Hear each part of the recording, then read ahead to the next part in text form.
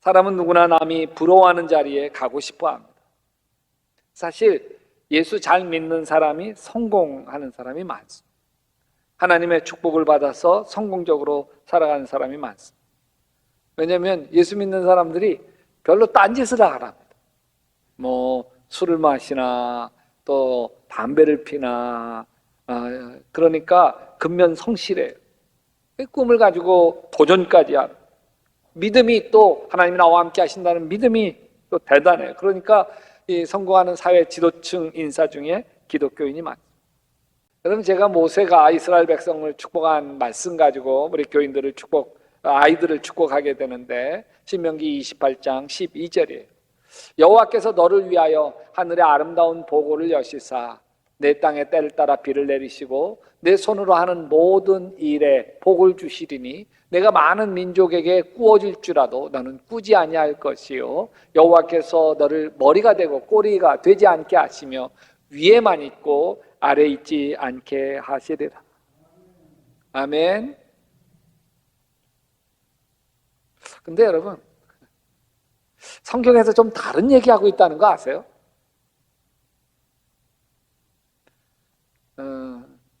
기드온이 미디안 압제에서 이스라엘을 구한 영웅이에요. 그에게 70명의 아들이 있었어요. 기드온이 죽자 그 중에 아비멜렉이라고 하는 아들이 왕이 되고 싶어요. 그래가지고 폭력배를 사서 70명의 자기 형제들을 다 죽이고 왕이 됐어요. 근데 기드온의 막내 아들 요담이 간신히 살아나 그리심산 꼭대기에 올라가서 백성들에게 한 비유를 말합니다. 사사기 9장. 하루는 나무들이 모여서 왕을 삼으려고 하는데 먼저 감람나무한테 가서 야, 내가 우리 왕이 되라. 아니, 나에게서 나오는 올리브유 기름이 하나님과 사람을 아주 행복하게 하는데 내가 왜 나무들 위에 우쭐댈 일 없다. 그러니까 무화과 나무에게 찾아가 가지고 네가 우리 왕이 되면 좋겠다. 아니, 내 이 달콤한 열매가 하나님과 사람을 행복하게 하는데 나 싫어. 우쭐대기 싫어. 포도나무에게 가서 할 수 없다. 네가 왕이 되라. 포도나무가 아니, 내 포도주와 포도가 하나님과 사람을 이렇게 아주 영화롭게 하는데 내가 왜 다른 나무들 우쭐대 안 해? 할 수 없어가지고 가시나무에게 가시나무야, 네가 우리의 왕이 되어지면 어떻겠니? 그러니까 가시나무가 만일 너희가 나를 왕으로 삼겠거든 와서 내 그늘에 피해라.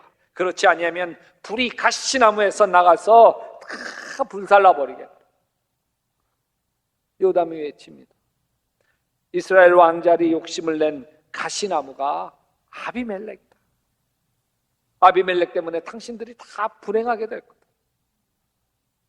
여러분, 사사기 8장 보면 기드온이 죽기 전인데 이스라엘 사람들이 기드온에게 찾아와서 당신이 우리를 미디안 손에서 구원하고 그랬으니까 당신과 당신의 아들 손자가 왕이 되어서 우리를 좀 다스려 주십시오. 그럽시다. 한마디면 대대손손 왕이 될 수 있는데 기드온이 거절. 내가 너희를 다스리지 않겠고 나의 아들들도 손주들도 너희를 다스리지 않을 것이요 오직 여호와께서 너희를 다스리시. 그래서 기드온의 아들들이 70인이나 있었지만 어느 누구 하나 왕이 되려는 생각을 품지 않습니다. 그 틈을 따서 아비멜렉이 다른 형제 70인 쳐 죽이고 자기가 왕이 되고 만 것이죠. 아비멜렉은 군림하는 가시나무, 기드온은 감람나무, 포도나무. 남 지배하지 않아, 군림하지 않아, 섬기고 희생하고 그만. 마태복음 20장에 보면 예수님이 제자들에게 십자가에 내가 달려 죽을 거다 순환 예고를 해요. 그때 마침 그 야고보와 요한의 엄마가 예수님이 와서 청탁, 나의 이 두 아들을 예수님 대권 잡으면 오른팔 왼팔 삼아달라. 그 얘기들은 다른 제자들이 막 난리가 나고 대반 제자들끼리 막 싸움 나기 시작합니다. 아니, 예수님은 지금 십자가 앞두고 너무 괴로운데 십자가 지는 게 쉬운 일이 아니니까 제자들이 서로 높은 자리에 올라가겠다고 싸워요. 그래서 마태복음 20장 25절에 너희가 아는 대로 얘들아, 이방 민족들의 통치자들은 백성을 막막이 누리고 고관들은 백성에게 세도를 부리지 않냐. 그러나 너희끼리는 그렇게 하면 안 된다. 너희 가운데 위대하게 되고자 하는 사람은 누구든지 너희를 섬기는 사람, 그 사람이 위대하다. 너희 가운데 으뜸이 되고자 하는 사람은 너희의 종이 되어야 하다. 그렇게 이야기해요. 기가 막힌 반전인 거죠. 우리는 잘된 사람 다 부러워하고 높은 자리에 올라가고 싶어요. 대통령 되고 싶고 사장님, 회장님 자리에 앉고 싶어요. 그러나 자 보세요. 우리가 그 자리에 앉은 사람을 부러워는 하는데 존경하진 않아요. 여러분, 예수님은 남이 부러워하는 자리에 앉아 남 부리는 사람이 큰 사람이라고 하는 생각을 아주 뒤집어 놔요. 얘들아, 남을 섬기는 사람이 큰 사람, 남을 섬기는 사람이 최고다. 예수님은 두 가지의 길이 있음을 보여줘요. 하나는 군림하는 자의 길이 있고 또 하나는 섬기는 자의 길이 있습니다. 군림하는 자는 보스예요. 보스, 대장이에요. 섬기는 자는 리더예요. 지도자예요. 군림하는 자는 남들이 부러워하는 자리에 앉아요. 섬기는 사람은 남들이 존경하는 자리에 앉아 있는 사람. 자 보세요. 그 대통령은 다 되고 싶어. 근데 마더 테레사처럼 그렇게 죽어가는 사람들, 노숙자들, 그들의 냄새 맡고 그들을 섬기고 하루 아침부터 저녁까지 막 죽으면 장례 치러주고 그 모진 일 그걸 하겠냐? 그 자리에 있는 사람을 존경하지만 내가 그렇게 되고 싶지는 않아. 그게 지도자의 자리예요. 지도자의 자리. 그래서 여러분, 군림하는 자는 다른 사람하고 싸워서 이겨야 되는 거예요. 군림하는 사람 많으면 안 돼요. 싸워서 경쟁해서 이겨서 군림하는 자가 되는 거예요. 대통령도 두세 명 아니잖아요. 한 명이잖아요. 그런데요, 여기 섬기는 자, 지도자는 남하고 싸워서 남하고 경쟁해서 되는 게 아니에요. 자기와 싸워서 되는 거죠. 자기와 싸워 이긴 사람이, 내 세상의 안목의 정욕, 육신의 자랑과 싸워 이긴 사람이 되는 게 지도자고, 여기 이 사람들은 마더 테레사 같은 사람 많으면 많을수록 좋은 거예요. 왜? 섬기는 거니까. 희생하는 거니까. 여러분, 군림하는 자는 힘과 명령으로 자신을 따르게 해요. 말 안 들으면 잘라요. 내 편 아니면 내쳐요. 섬기는 사람은 다른 사람 감동시켜서 자신을 따르게 하는 거예요. 여러분, 섬기는 사람도 힘이 있고요. 여기 군림하는 사람도 힘이 있는데, 군림하는 사람은 누르는 걸로 써. 섬기는 사람은 세우는 걸로 써. 예수님은 우리에게 섬기는 자의 길을 걸어가게 합니다. 예수님이 십자가에 달리시기 전날 밤 제자들과 마지막 만찬을 하시는데, 최후 만찬. 이 마지막 만찬에서 뭐 하셨을까요? 성만찬. 마태, 마가, 누가복음에 보면 예수님이 이건 내 살이다, 내 피다, 성만찬. 근데 요한복음을 보면 마지막 만찬, 최후의 만찬 하는 대목인데 성만찬이 없어. 대신 최후의 만찬의 자리에서 뭘 하냐면 요한복음은 세족식 해. 세족식만 있어. 마태, 마가, 누가는 세족식 없어요. 예수님이 최후의 만찬에서 성만찬도 하셨고 세족식도 하셨을 텐데, 여기 마태, 마가, 누가는 성만찬이 예수님의 마지막 최후의 가르침이라고 본 거고, 요한은 아니다. 예수님의 마지막 최고의 가르침은 세족식이다. 이렇게 본 거예요. 예수님이 잡수시던 자리에 일어나서 제자들의 발을 다 닦아주십니다. 일일이 대야에 물을 담아 수건으로 깨끗하게 다 닦아주신 다음에 이렇게 얘기해요. 요한복음 13장에 내가 너희에게 한 일을 알겠느냐? 주며 선생이 내가 주와 선생 아니냐? 그런데 내가 너희 발을 씻겨주었지 않니? 그러니까 너희도 이제 서로 다른 사람의 발, 남의 발을 씻어 주어야 한다. 내가 너희에게 한 것과 같이 너희도 이렇게 하라고 내가 본을 보여준 거다. 여러분, 다른 사람 발 닦아주는 사람이 예수님다. 섬기는 사람이 예수님다. 그래서 마태복음 20장에 인자가 온 것은 섬김을 받으려 함이 아니라 도리어 섬기려 하고 자기 목숨을 많은 사람의 대속물로 주려 함이니라. 그렇게 이야기합니다. 왜 예수님이 제자들에게 다른 사람의 발을 씻어주게 하셨을까요? 발을 닦아주는 사람이 착한 사람이니까 맞아요. 발을 닦아주는 사람이 으뜸이 되니까 맞아요. 발을 닦아주는 사람이 예수님을 닮아가니까 맞아요. 물론 그래요. 그러나 나는 예수님이 발을 닦아주시라는 가장 중요한 이유가 있다는 것. 그것은 다른 사람의 발을 닦아주는 사람이 행복해. 친정에 딸이 왔어. 시골로. 친정엄마가 고추 말린 것 주고 한밭다리 무말랭이 말린 거, 또 호박 말린 거, 찹쌀 한 자루, 깨 한 자루 바리바리 싸가지고 시집간 딸에게 보줍니다. 한 보따리 챙겨가는 이 딸이 행복하겠어요? 아니면 바리바리 퍼주는 친정엄마가 더 행복하겠어요? 누가 더 행복해요? 친정엄마? 어떻게 알았어요? 주는 사람이 더 행복해. 그래서 사도 바울이 받는 자보다 주는 자가 더 복되도다. 예수님 하신 말씀이다. 그러잖아요. 여러분, 섬기는 사람에게 생기는 엔돌핀이 있대. 이것을 헬퍼스 하이 이렇게 얘기해요. 섬기는 희열감. 섬기고 자원봉사하면 남이 모르는 깊은 행복감을 느끼는. 왜 그런 줄 아세요? 섬기게 되면 나는 괜찮은 사람이구나. 아멘. 나는 유익한 사람이구나. 아멘. 나는 쓸모 있는 사람이구나. 그러면서 내 마음속에 따라서 합시다. 나는 참 좋은 사람이구나. 그게 안에서부터 끌어오르는 내적인 기쁨인 거예요. 여러분, 자원봉사를 하며 섬기는 사람의 95%가 이 헬퍼스 하이, 그 섬기는 희열감을 느낀다.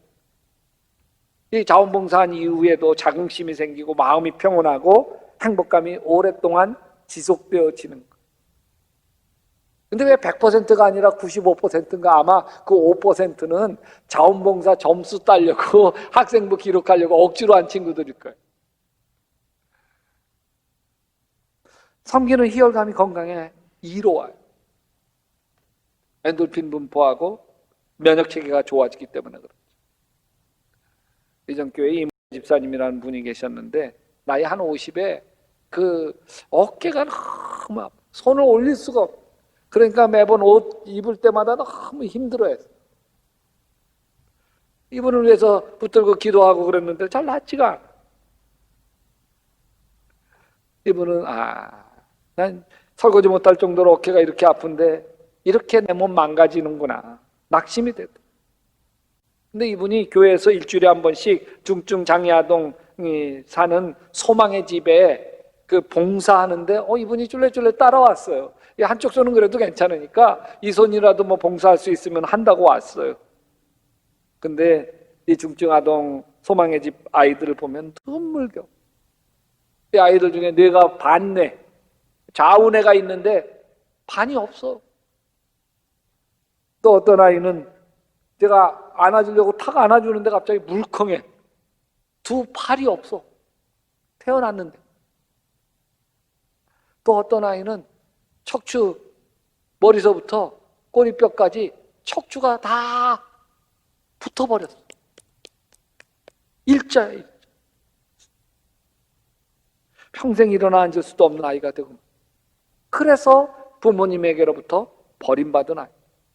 그래서 이 아이들을 안아주고 놀아주고, 이 아이들의 옷을 주물러 빨아주고 기저귀를 빨아주고 뭐 이러면서 봉사했는데, 그러던 어느 날 이 목사님이 오셔서, 목사님 저 다 나왔어. 뭐가? 저 어깨 아팠잖아요. 어깨 중증장애아동 똥기저귀 빨고 똥싼 바지 빨고 그거 빨이 처음에는 이쪽이 아프니까 붙들기만 하고 이걸로 했는데 이게 되더래 이게. 그러면서 지금은 괜찮아요. 할렐루야. 그러면서 하나님께서 봉사하면서 내 몸 고쳐주셨으니 평생 저 섬기면서 봉사하면서 살겠어요. 얼마나 열정적으로 섬겼는지. 또 한 집사님이라는 분이 있는데, 이분 홀몸노인 돕기 제 회장을 세웠어요. 그래서 열심히. 근데 이분 그 주부숙진이 있었어요. 그래서 10년째 약을 먹고 있어요. 매일 손에 약을 발라야 했어요. 그러면 주부숙진이 그렇지 않으면 올라오니까. 아니, 살림해야 하는 주부가 주부숙진에 시달리니까 얼마나 불편합니까? 근데 이분이 그 홀몸노인 돕는 회장으로 봉사하기 시작했는데, 열심히 봉사하면서 한 3개월쯤 지냈는데, 목사님 제 손 보세요. 저 약 안 먹은 지 일주일 지났는데도요, 손이 괜찮아요. 괜찮아. 봉사하니까 하나님 고쳐주셨어요. 그렇게 한 3년 봉사 잘했어요. 그러다가 회사 일이 바빠지면서 봉사를 그만두게. 어느 날 예배 끝나고 악수를 하는데 이분 손이 거칠어. 왜 그래 또? 그랬더니 목사님 주부습진 다시 올라왔어요. 그러더라고요. 또 도졌다는 거예요. 그러니까 봉사 계속해. 그랬더니 순종하더라고요. 그러더니 한 달 정도 후에 기적처럼 또 깨끗하게 나. 거짓말같이. 목사님 또 약 안 먹어요. 평생 해, 평생. 여기 미시간 대학의 그 브라운 교수라고 하는 분이 도움을 주는 것이 도움 받는 것보다 더 건강에 이롭다는 걸 연구하는데, 노인들 423쌍을 5년 동안 쭉 관찰을 했어요. 자신만 아끼고 남에게 도움 주지 않는 노인에 비해서 남에게 도움을 주는 노인이요 2배 더 오래 살더래요. 남에게 도움을 주는 사람이 자기만 아는 사람보다 사망률이 40에서 60%가 더 낮아지더래요. 섬기는 사람이 섬김을 받는 사람보다 더 오래 살고 더 행복해진다는 게 과학적으로 밝혀집니다. 예수님은 섬기러 오셨어요. 우리가 섬기지 않으면 예수님을 닮아갈 길이 없어요. 여러분, 우리가 예수님처럼 섬기잖아요. 그러면 하늘의 기쁨을 맛보게 돼요. 하늘의 기쁨. 내가 행복해지는 가장 좋은 길은, 지름길은 남을 행복하게 하는 거예요. 여러분이 불행하십니까? 가정이 불행하십니까? 왜 그런 줄 아세요? 내 배우자가 나 때문에 행복하지 않기 때문에 그래. 남편들아, 자기 아내를 사랑할지니 자기 아내를 사랑하는 자는 곧 자기 자신을 사랑하는 것이다. 진짜 아내를 기쁘게 해주고 아내가 나 때문에 행복하고 아내가 다시 태어나도 당신을 내 남편으로 맞고 싶다, 그 얘기 듣는 게 어려워요. 내가 섬기면 되잖아요. 내가 져주면 되잖아요. 내가 희생하면 되잖아요. 아내가 하는 말, 그래 그렇게 할게, 군소리 없이 따라주면 되잖아요. 그러면 아내가 날 좋아할 거 아닙니까? 그러면 나 때문에 행복할 거고, 그 아내가 나 때문에 행복하잖아요. 그보다 더 행복한 게 없어요. 그보다. 여러분, 근데 직장에서도 가기 싫다 싶을 때 보면 내가 직장에서 섬기지 않는 거예요.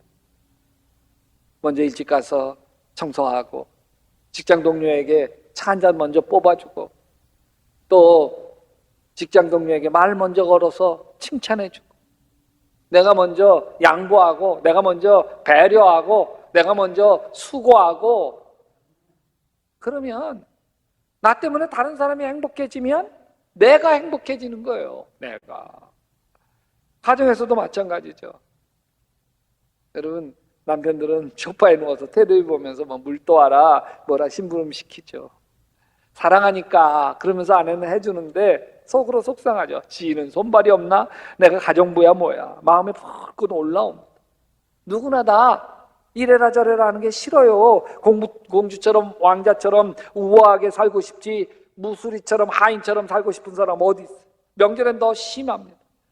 명절에 남자들이 하는 일은 뭐 있어요? 고스톱 치고 술 마시고 텔레비 보고 친구들과 어울리고, 아내는 전날부터 전 부치고 송편 만들고 하루 종일 일만 합니다. 명절 끝나고 나면 며느리 병나죠. 그걸 무슨 증후군? 명절 증후군이라고 해요. 이거 아세요? 명절 직후에 이혼율이 다른 때보다 11.5%가 높이 올라간대요. 명절에 쌓였던 이건 감정이 폭발해서 이혼율이 더 높아지는 거예요. 다행히도 이번 명절은 이혼율이 더 증가하지 않을 것으로 보입니다. 왜요? 부천에 플랜카드에 보니까 이렇게 붙여 있더라고요. 마음은 고향에, 몸은 부천에. 어디 가지 말라는 거예요. 여러분, 그 영상으로 예배를 드리는 분들도 마찬가지예요. 여러분, 시골에 가지 마세요. 시골에 가면 시골이 좋아하질 않아. 왜? 여기 지금 수도권이 2차 대유행이 창궐하는 데고 지역 감염이 많잖아요. 그러니까 근데 시골은 청정구역이거든. 안 오면 안 옮겨지는 거예요. 아니 여기 노인들 잘 이렇게 코로나 어려움 없이 깨끗하게 잘 살고 있는데 괜히 가가지고서 감염시키고 나서 평생 후회할 일 하지 마시고요. 가지 마시고 전화로 해결하시고요. 온라인 송금으로 해결하시고요. 아니면 좋은 선물 택배로 여러분 왔다 갔다 교통비까지 포함해가지고 택배로 보내주시는 것으로 부모 효도를 대신하시기를 바랍니다. 할렐루야. 가족들끼리 오붓하게 지내면 좋겠습니다. 여러분, 가정이 불행한 건 누군가가 군림하기 때문에. 태권도 도장에서는 보니까 애들 발차기 가르쳐요. 계속 발차기 가르쳐요. 여기 권투 도장에서는요, 그냥 주먹 쓰는 거. 교회는요, 구원받은 사람에게 섬기는 거 가르치는 게 교회. 여러분, 하나님을 섬기는 거 가르치고, 아멘. 부모님 섬기는 거 가르치고, 가난한 사람 섬기는 거 가르치고, 아내와 남편 섬기는 거 가르치고, 나보다 못하고 나보다 약하고 나보다 부족한 사람들 섬기는 거 가르치는 거, 이게 교회. 섬기는 사람이 가장이면 가정은 천국. 지역사회를 섬기는 교회가 여러분 그 지역에 있으면 그 지역사회가 행복해. 여러분, 섬기는 사람이 큰 사람, 섬기는 사람이 존경받는 사람, 섬기는 사람이 행복, 섬기는 사람이 예수님 닮아서 영원한 천국에서 예수 그리스도와 함께 왕노릇할 줄로 믿습니다. 따라서 합시다. 나부터 섬기자. 예수님처럼 섬기자. 아멘. 그래서 여러분, 이번 명절을 하인처럼 지냅시다. 내 배우자가 옆에 있으면 이렇게 이야기해 보십시다. 이번 명절 저는 하인입니다. 여러분, 영상으로 예배를 드리는데 가족끼리 그렇게 한번 얘기해 보십시다. 이번 명절 나는 하인입니다. 이번 명절 나는 설거지 내가 도맡아 하겠습니다. 할렐루야. 꼭 이렇게 설교하고 나면 제 아내가 꼭 써먹더라고요. 그런다며? 할렐루야.